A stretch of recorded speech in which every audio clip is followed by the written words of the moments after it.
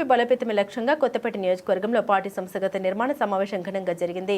Doctor BR Ambedkar Konaseema జిల్లా YSR Congress party అధ్యక్షులు మాజీ ఎమ్మెల్యే చిర్ల జగ్గిరెడ్డి అధ్యక్షతన నిర్వహించిన ఈ సమావేశంలో పలువురు రాష్ట్ర పార్లమెంట్ స్థాయి నాయకులు పాల్గొన్నారు. పార్టీకి వెన్నెముకలైన కార్యకర్తలే ప్రధాన బలమని నేతలు స్పష్టం చేశారు.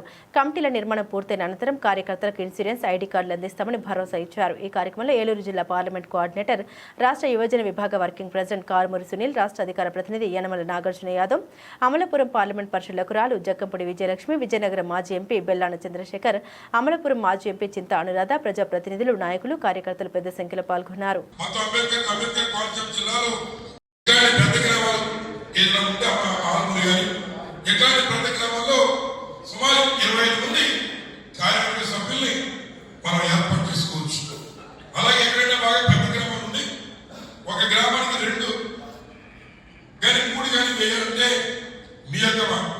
మీకున్నటువంటి వెసులుబాటు బట్టి మీరు ఆ కార్యక్రమం కూడా చేసుకోవచ్చు.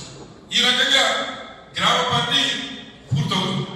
అలాగే రెండోది వైఎస్ఆర్ కాంగ్రెస్ పార్టీ గ్రామ అనుబంధ విభాగాలు దశ ఎలా చూసాం. స్టేట్ బాడీ మెంబర్ సుబ్బారావు కూర్చొని ఎలా చూసాం. సుబ్బారావు కల్తీ జరిగింది. తిరుమల తిరుపతి దేవస్థానంలో వాడేటువంటి నెయ్యి కాదు, కల్తీ జరిగింది చంద్రబాబు నాయుడు గారి బుద్ధిలో.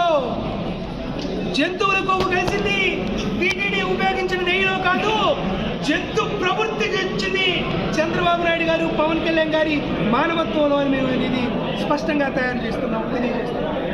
ఈరోజు హిందువుల మనోధైర్యాన్ని, మనోభావాన్ని, వారికి ఉన్నటువంటి వ్యక్తిత్వాన్ని కృష్ణ పరమాత్ముడు నీలాపనిందలను వెరిచివేసి ఏ విధంగా పట్టాభిషిక్తుడయ్యాడో, జగన్మోహన్ రెడ్డి గారి పైన వేసినటువంటి నీలాపనిందలు కూడా విష ప్రచారం విరుగుడు అయ్యి జగన్మోహన్ రెడ్డి గారు వచ్చే ఎన్నికల్లో పట్టాభిషిక్తుడు అవుతాడనేది నిజమని విషయంగా తెలిసిపోయింది. అందరికీ నమస్కారం.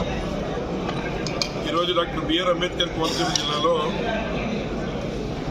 సంస్థాగత నిర్మాణం మీటింగ్స్ ముఖ్య అతిథిగా సునీల్ గారు, అలాగే నాగార్జున యాదవ్ గారు రావడం జరిగింది. అందులో ముఖ్య అతిథిగా మా అబ్జర్వర్ జక్కంపూడి విజయలక్ష్మి గారు పాల్పంచుకోవడం జరిగింది. ఈరోజు కొత్తపేట నియోజకవర్గంలో ఈ కార్యక్రమం పూర్తి చేసి రాబోయేటువంటి 10వ తారీఖు లోపు ఇవన్నీ కూడా మరి పూర్తి చేసి డిస్టిలేషన్తో సహా పూర్తి చేసి ఇస్తామనేటువంటి విధంగా మరి కార్యకర్తలందరూ చెప్పడం.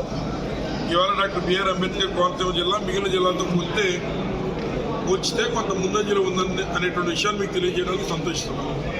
ఆత్మగౌరవం, ముఖ్యంగా హిందువులందరి యొక్క మనోభావాల్ని దెబ్బతీసే విధంగా ఏదైతే తిరుమల తిరుపతి లడ్డూలో మరి పంది కొవ్వు కానీ, లేదా చేప నూనె కానీ, లేదా ఉన్నటువంటి జంతు కళేబరాలతో తయారు చేసినటువంటి నెయ్యిని వైఎస్ఆర్ కాంగ్రెస్ పార్టీ నాయకులు వారి హయాంలో వాటిలో కలిపేసి ఈ రాష్ట్రంలో అందరికీ పనిచేశారనేటువంటి ఒక అభియోగం, ఆరోపణ మరి ఏదైతే ఈ రాష్ట్ర ముఖ్యమంత్రి నారా చంద్రబాబు నాయుడు గారు, డిప్యూటీ సీఎం మరి సనాతన వాది పవన్ కళ్యాణ్ గారు చెప్పడం జరిగింది. మొత్తం రాష్ట్రమే కాదు, దేశంలో ఉన్నటువంటి అందరి యొక్క మనోభావాలు దెబ్బతిన్నాయి. ఇంక్లూడింగ్ ఎవరైతే ఈ రోజున సుప్రీంకోర్టు యొక్క జడ్జిని కూడా నాకు తెలిసి మనోవేదనకు గురయ్యారు.